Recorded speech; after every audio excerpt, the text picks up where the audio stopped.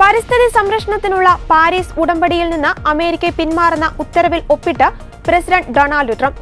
ലോകാരോഗ്യ സംഘടനയ്ക്കുള്ള എല്ലാ സഹായവും US അവസാനിപ്പിക്കുന്ന ഉത്തരവും ട്രംപ് പുറത്തിറക്കി.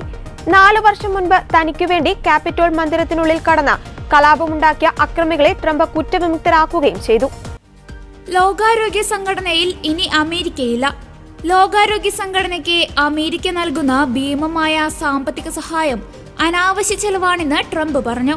വിഷവാതകങ്ങൾ കുറയ്ക്കാനും കാലാവസ്ഥാ വ്യതിയാനം തടയാനും ലക്ഷ്യമിട്ട് ലോകരാജ്യങ്ങൾ ഒപ്പിട്ട പാരീസ് ഉടമ്പടിയിൽ നിന്ന് അമേരിക്ക പിന്മാറിയെന്ന ഉത്തരവിലും ട്രംപ് ഒപ്പിട്ടു.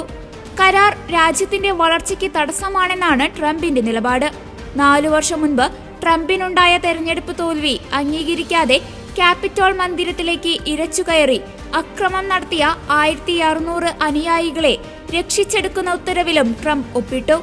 ലോകത്തിനു മുന്നിൽ അമേരിക്കയെ നാണം കെടുത്തിയ ഈ കലാപകാരികൾക്ക് ഇനി തുടർ വിചാരണയില്ല. പ്രസിഡന്റിന്റെ സവിശേഷാധികാരം ഉപയോഗിച്ചാണ് ട്രംപ് ഇവരെ കുറ്റവിമുക്തരാക്കിയത്.